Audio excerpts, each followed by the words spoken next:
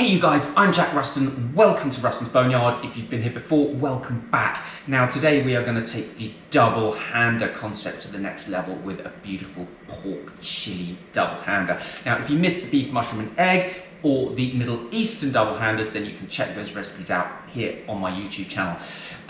If that's the case, you may be wondering, what is a double-hander? Well, it's a sort of baked-in wrap of protein-sparing bread filled with unctuous, meaty fillings, and if you don't hold it with both hands, then it's going to fall apart, and that's the kind of thing that I like. So let's get on with this. We've got some beautiful pork belly, and we're going to make this into a chili. So first thing to do is take the pork belly, and we are going to remove the skin. Now before we remove the skin, I'm going to score it, because I need it to be scored for what I'm going to do with it separately. And it's much easier to score it on the joint than it is once we've removed it. And I'm going to use a little scalpel for this, a little Swan Morton scalpel.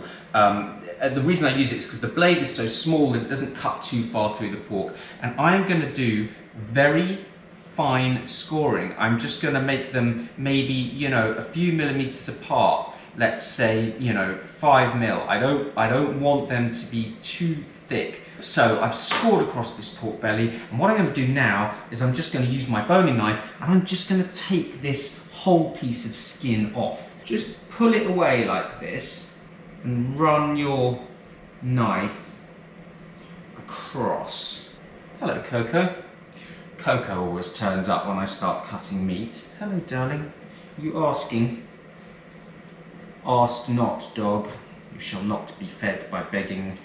We're just going to take some of the fat from under here, because there's quite a big section on here. Cut this fat up into little pieces, and I can pop it in my skillet over some heat, and it will render some very useful lard for us. While that's just rendering down, we're going to cut the pork belly into chunks. An inch or two square is fine. A little thicker piece of fat on the edge of that one. That's going to go into my render pan. Again, quite a big chunk on this one. Let's just take some of that,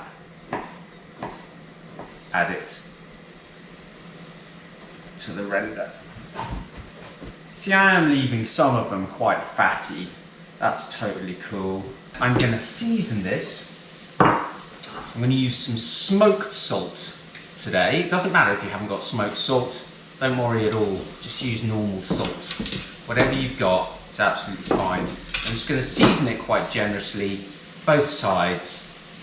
And I'm going to pop it into my preheated oven, which is at about 170 degrees centigrade. I think it's about 340 Fahrenheit. Into the oven. I've got these lovely green bell peppers. I'm just going to cut them in half. I'm going to take out the seeds, and we're going to cut these peppers into quarters, and we're going to put them onto this grill tray here. Let's pop these under a hot grill. Now, same thing, we want to remove the skins from these tomatoes, and the way we're going to do it is just by putting a little cross in the end of each one, like this. And then we're going to pop those into a bowl of boiling water from the kettle. Just going to pour it over these tomatoes. Now look, our peppers are starting to char nicely, but they're not there yet. We want them pretty blackened. It's going to make it much easier to peel them when they're quite nicely blackened. Here's our little skillet full of rendered fat. We've got all these little crispy cracklings here. Let's just take those out, just drain them with a slotted spoon. I'm going to season really generously with this smoked salt. Lots and lots of it. Again, don't need to use smoked salt. Don't worry if you haven't got it. Don't buy it specially, just use ordinary salt. So we've got lots of this smoked salt on our pork now, and let's just pop it into the rendered fat. Back on the heat we go. Let's take a look at these tomatoes. Just going to lift them out of the water one by one and just peel away skins. Careful, because they can be a bit hot. Here we go, look, they've got some nice blackened char now. I'm just going to pop them into this casserole. We're actually going to cook in this casserole, but I'm just going to use it beforehand to just steam these, because it's going to help the skins come off. So pop them in, put the lid on, set it to one side.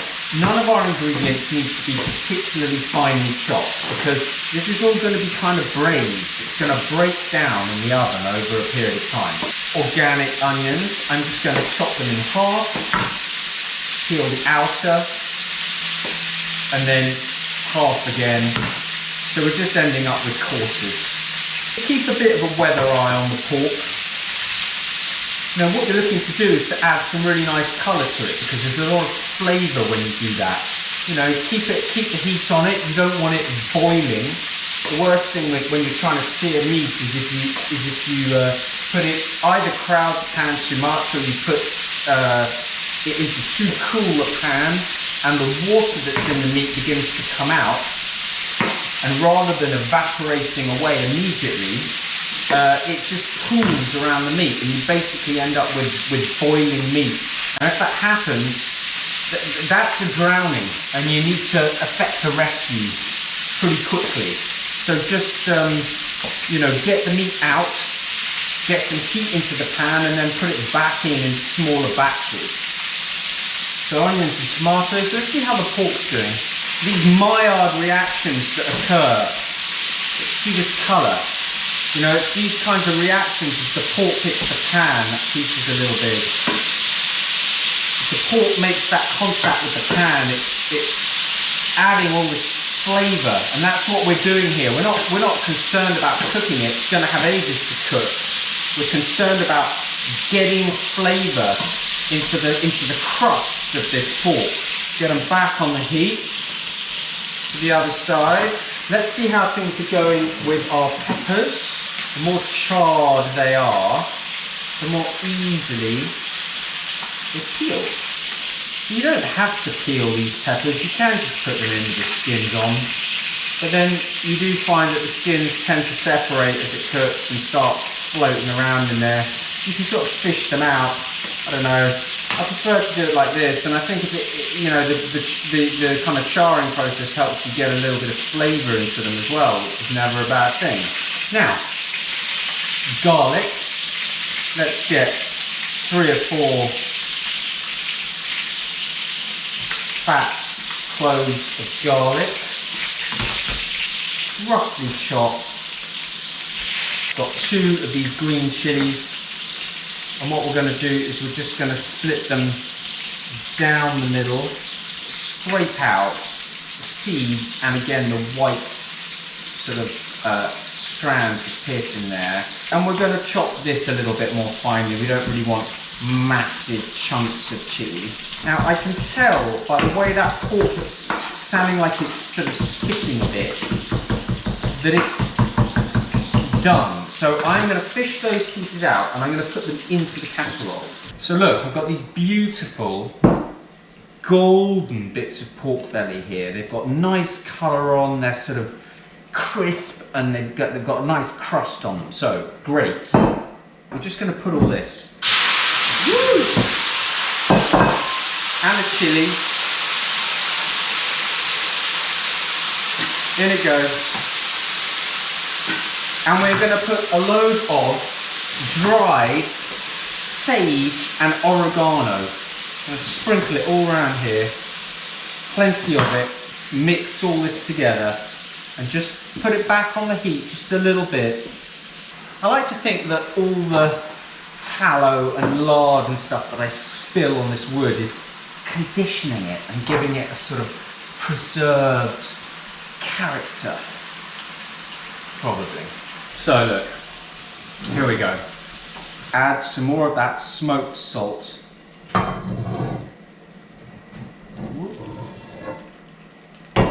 Water from our kettle. And we're going to pop the lid on and stick it in that oven, and it's again, it's about 170 degrees centigrade, maybe 340, you know, 335, 340, something like that. I'm going to pop it in there with the lid on, and we're just going to let it braise away a good 2 to 3 hours. Now we mustn't forget that our crackling is still in there. What we're looking for it to do is to sort of blister up and to go really sort of powdery with a really nice snap to it. And that's going to make a really good little thing to sprinkle into our double hander before we fold it up. Now, let's let that cook off, and then we'll come back. Okie doke. So here's our crackling. It's got this lovely crisp sound to it. Now that's taken a good couple of hours. And what you want to do is to just break it up into little crisp, crunchy pieces like this. And it doesn't need to be hot, you know, it's nice when it's at room temperature. So just break it up, stick it on a plate. Listen to this.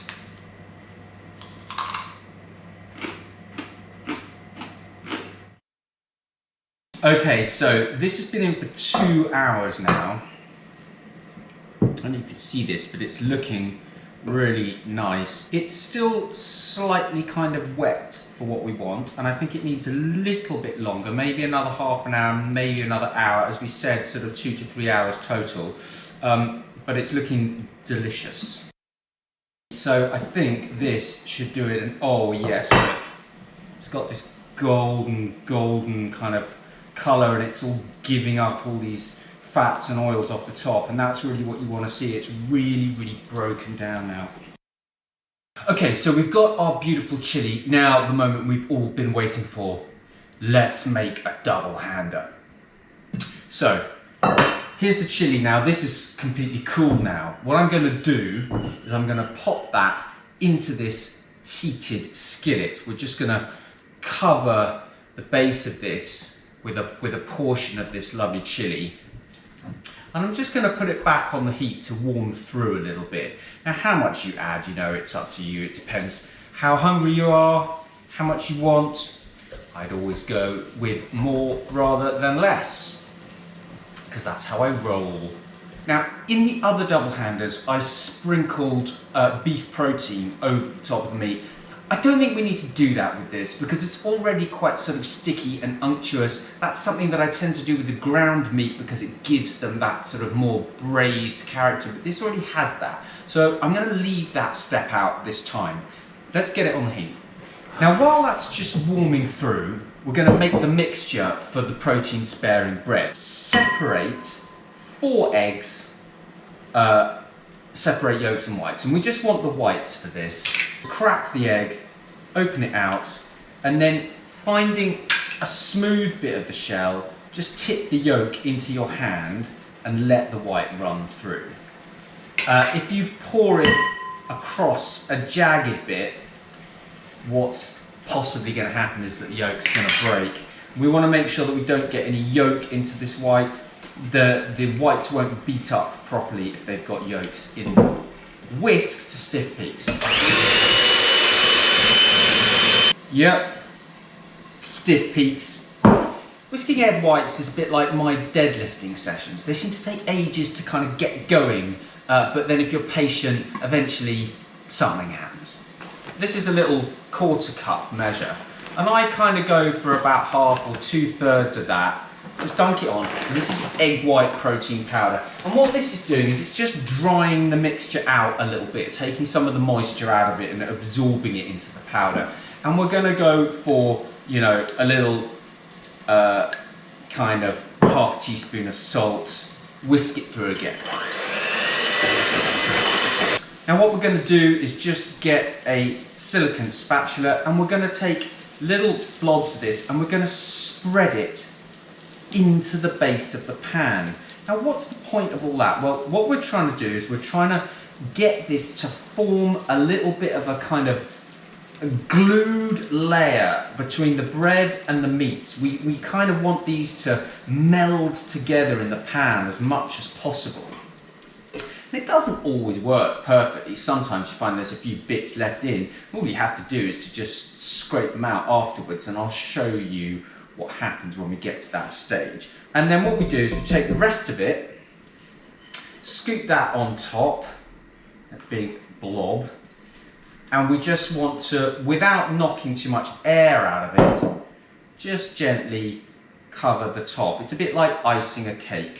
So I'm just going to spread it evenly around, and this lot goes just as it is into a 180 degrees centigrade, 350 degrees Fahrenheit oven for 10 minutes.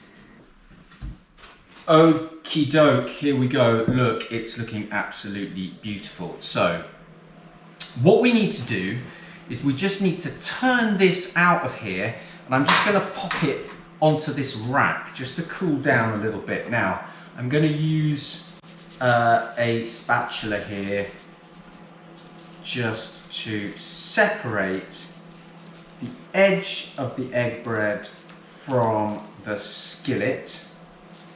It might have been a good idea to run a tiny bit of the fat from the meat around the edge just to help it separate, but I didn't do that, but it's fine, it's coming away nicely. So what I'm going to do is I'm just going to slide this around underneath a little bit, just make sure it's kind of separating, okay? Hand on the top, and I'm just going to turn it over and hope for the best. And the best looks okay to me. Now there's a few bits, as we said before, and they just go on top here. Now you can see it looks quite dark here. That's because the tomatoes char up quite easily. That's all right, that's not going to taste burnt. It's sort of okay in this context when they slightly colour up like that. It doesn't want to be blackened completely, but it's okay that it has quite a deep colour. Now, so that's going to sit and cool, and we're just going to prep these last little bits of garnish. Spring onion here, salad onions, whatever you want to call them, and I'm just going to split those, take the end off. I'm just going to peel the outer. Hello, Coco. Coco's turned up again because the food's arrived. It's really just a little sort of hint of freshness, because you know, pork is obviously pretty kind of rich, and then we've got the sweetness of the tomatoes and the onions. So what we want to do is we want to cut through that a little bit with some fresh tasting herbs and this spring onion. So that's our spring onion. Now, when it comes to fresh tasting herbs, I've got some coriander, cilantro, as you call it in America. Dog's climbing up me. What is it, monkey? So I'm just gonna very finely chop this coriander. Don't eat those stalks. And I'm gonna take some fresh mint leaves, and I'm gonna do the same thing. Finely chop the mint leaves into ribbons. And we're going to squeeze a little lime over this. So what's the point of the lime? Well, one, it's this sort of zesty freshness that we were talking about to cut through the pork. But two, what it does, as you can imagine, the moment that citrus sourness of the lime hits your taste buds, it kind of opens them right up, and in comes all the flavour from that pork. So it's really a flavour enhancer. It's making us taste the pork more intensely because that lime is there.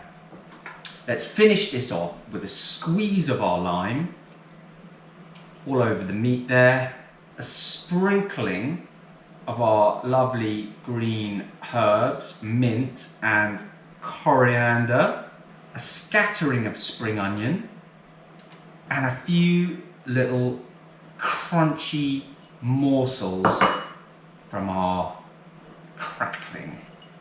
Here it goes. All we need to do